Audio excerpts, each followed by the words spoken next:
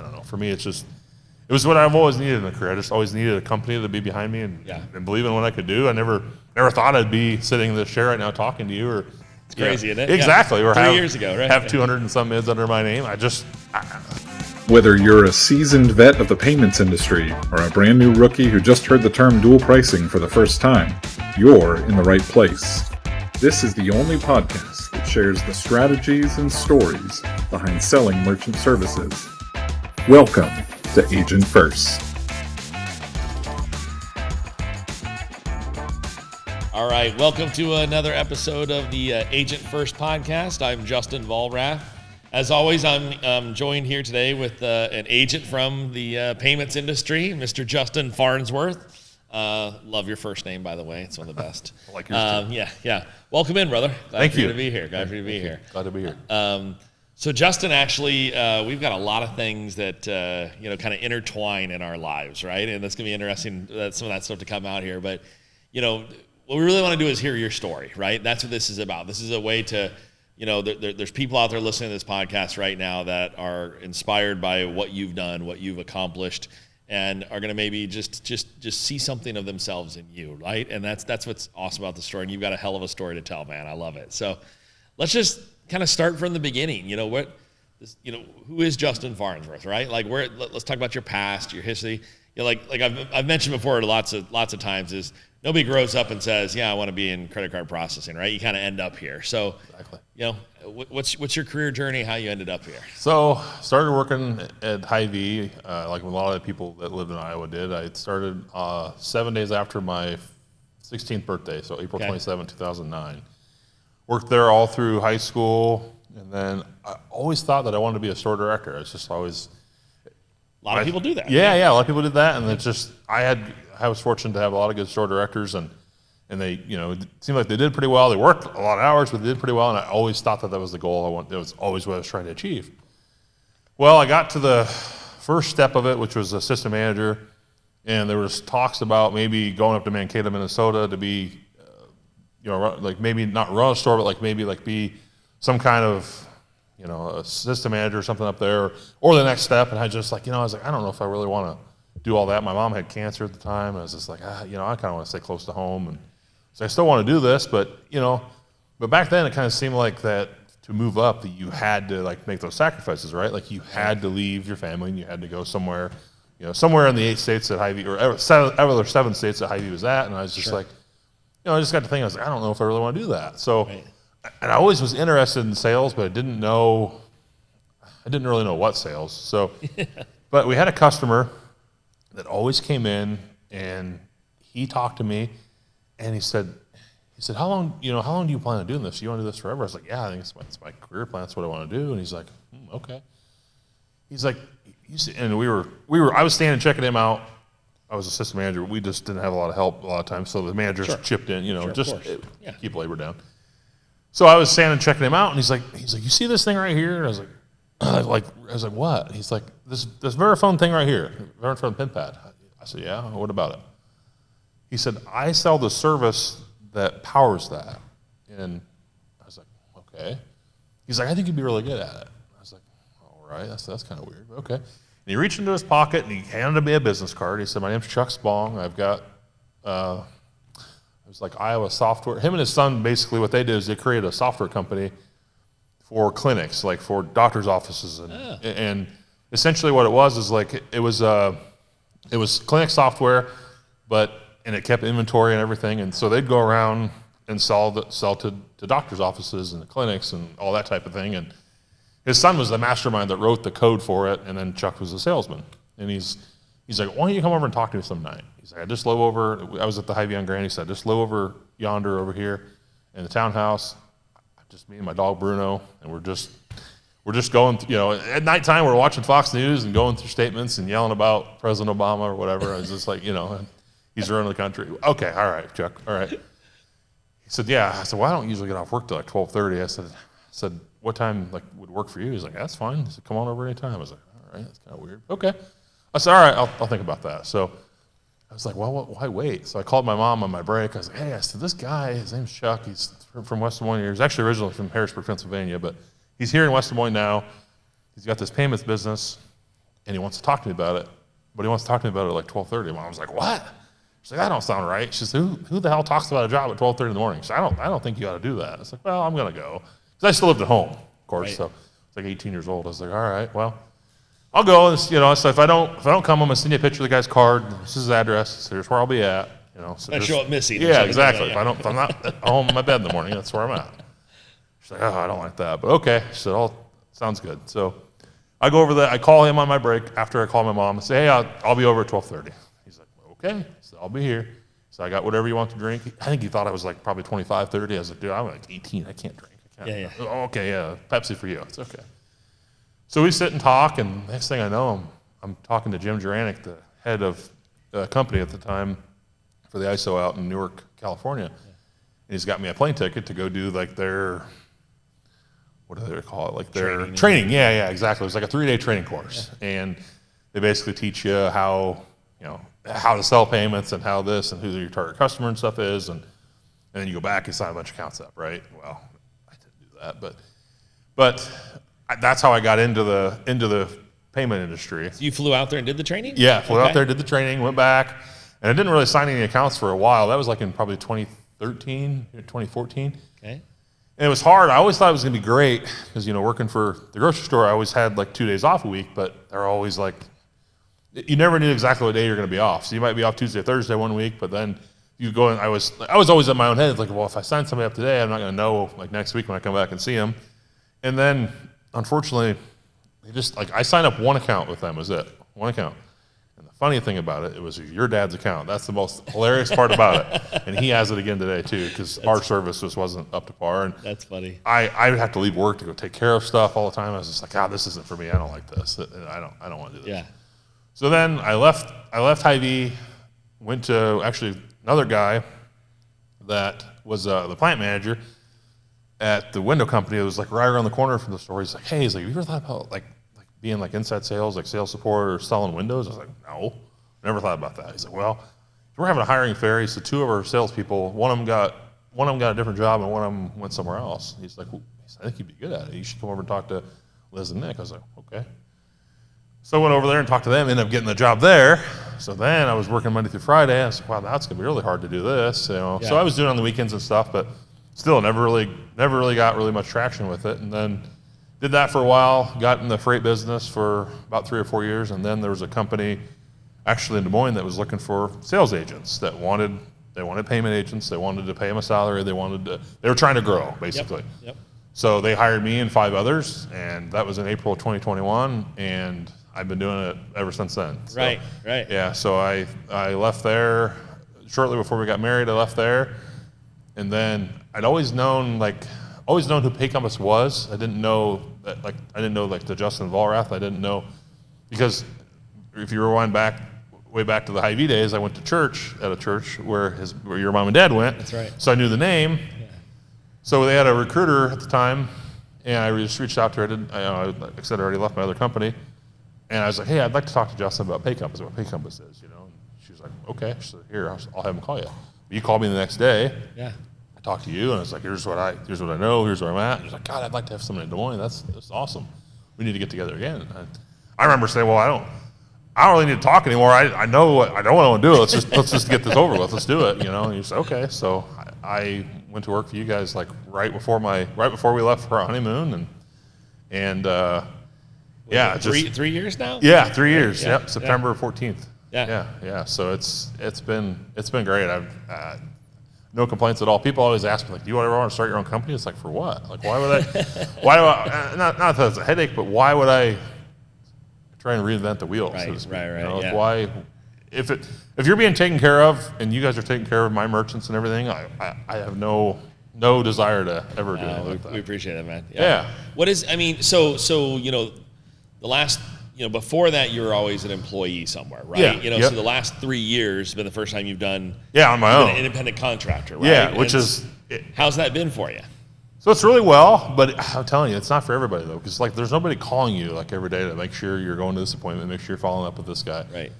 At first your dad did a little bit, which dad I would do appreciated. Yeah, which was cool. Like when I first met him, when I first started, like I was getting phone calls from this guy. I was like, this guy work for PayCompass? He's like, no, I just got to have an interest that you do well. Yeah. Like, okay, I appreciate that. Yeah. And he probably regrets that now because I probably call him more than I call anybody. He's just somebody that like has obviously been doing it since 2008. He knows the business. Yep. He knows, he knows how to deal with people. He knows, so I called him this morning actually. So it's just, it's just, where else are you going to get that? Like where are you going to be able to like sit down and have the phone number? And I'm not telling all the other agents to do that because I probably take enough of his time already, but just, to me, it's just, it's home to me, because it just, So like if you ever went anywhere, then I'd follow you because it wouldn't be the same without you. You know what I mean? Like if you decided you wanted to, be an aircraft pilot or something. I don't know. I'm thinking about it. Yeah, exactly. So it's just, I don't know. For me, it's just, it was what I've always needed in a career. I just always needed a company to be behind me and believe in what I could do. I never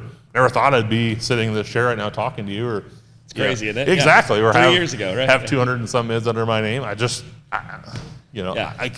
can't believe it. It's awesome. It's well, absolutely. you've earned it, dude. Yeah, appreciate that.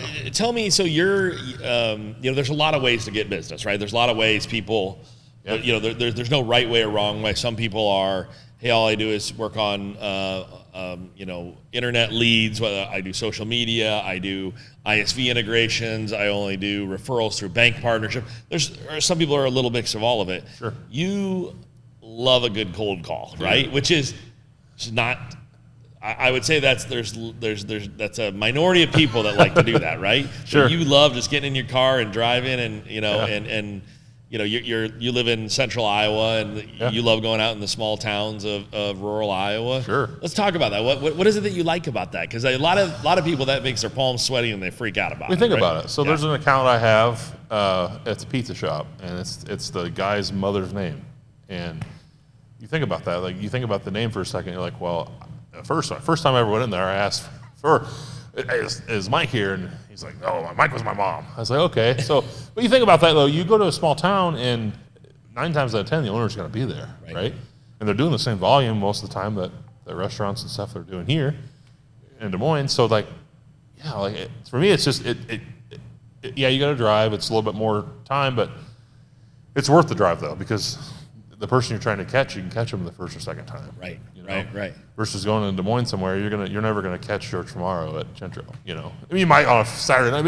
He's gonna be so busy, he gotta talk to you anyway. You know what I mean? Yeah. So it's just like it helps you set yourself up for success a little bit more, and it's just nice because you can go in and talk to somebody about something that they don't even know needs fixed. Right. Right. I've been pretty good at doing that. Yeah. So, yeah.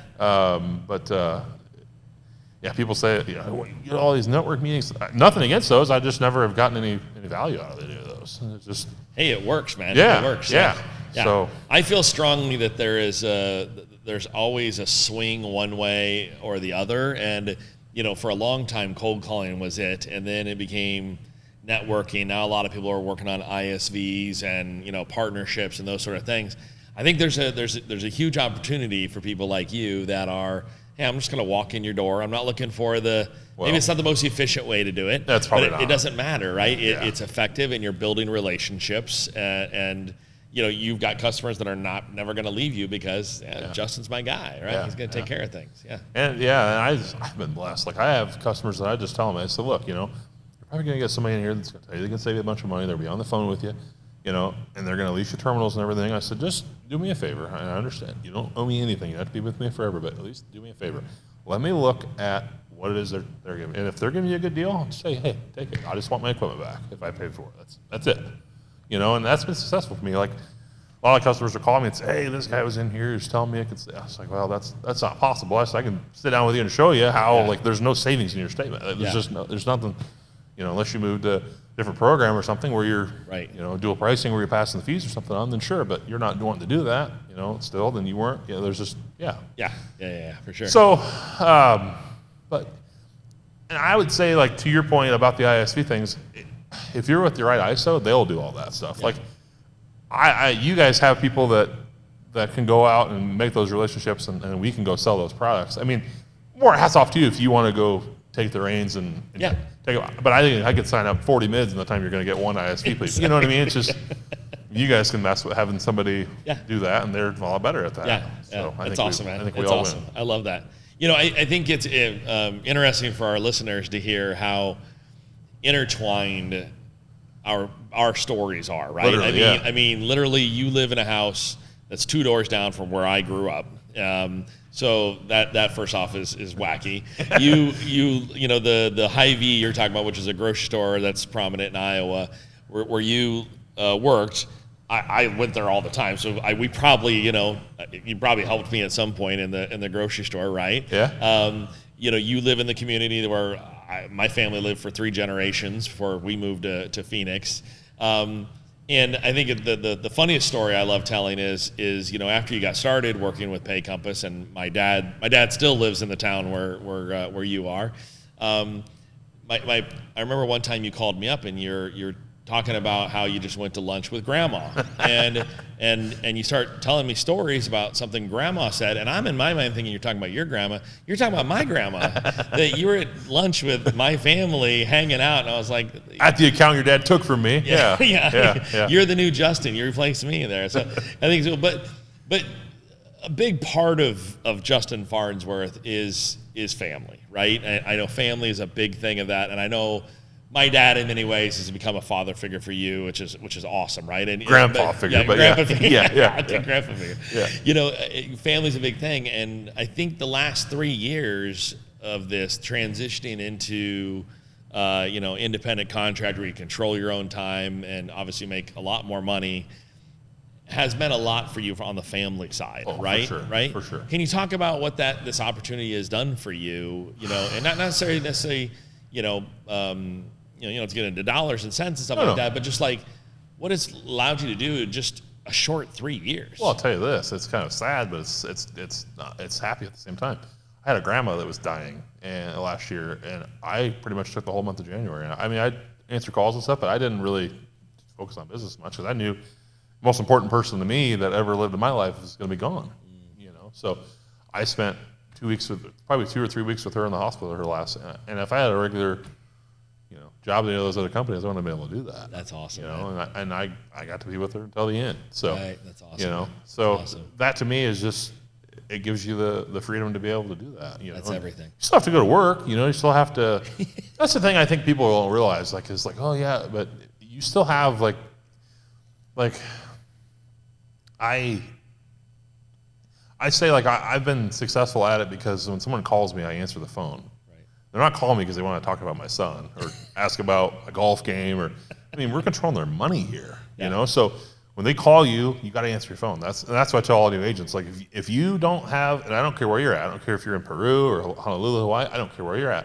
If your phone rings, you have to answer it. And if you can't do that, then this is not the right job for you. This isn't a 9-to-5 job where we punch out and then if we just it waits till Monday. No, it doesn't wait till Monday. Right. You're going to have somebody else in there by Monday if you don't answer your phone. And it's just the way it works. Great way to look at it, man. So, but yeah, I mean it's been great to be able to take vacations and stuff and be able to. We took pretty much the whole month of August, and my wife always wanted to see the Niagara Falls, so I took her up there for her birthday and. You went to New York City, right? Yeah. So I was like, God, we're only 5 hours from New York City. Should we just drive down to New York City? Sure. So we went down there for 3 or 4 days and then went back home for literally 2 days and then drove to Houston first.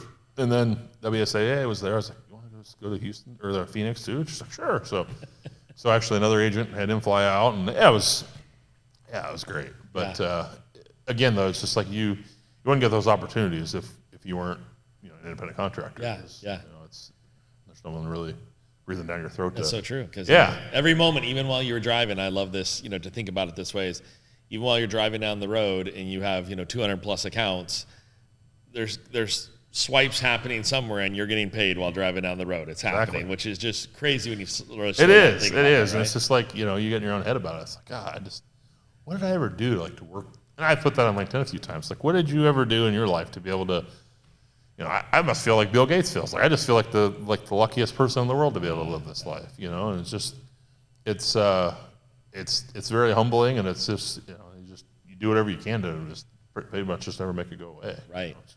Well, you're, and I mean, thinking about that, you're starting to give to others now, right? You're giving back to others. You're helping train some newbies. Sure. So you're starting to get that experience of somebody who's brand new, who's never done this before, who's starting to, figured out, looking at you as their mentor. Yep. Whether it's the person you're training now, or somebody in the future, or somebody who's just listening to this podcast, and what is that advice you give that new person? Like, what is you mentioned the phone one, and that's a cool one. What's the other thing you say like to them? It's like, here's the thing I learned. I wish I would have known in the early days that now I figured out. Is there some advice you would give to those people? I would say that, obviously he's with the right place, but just make sure that because this is an investment and your time, and just make sure that where you boarding your accounts at is where like you agree with everything that they're doing. Right. Because ultimately that controls a lot of stuff. But I would say like just make sure that you put the effort into it, and make sure that you can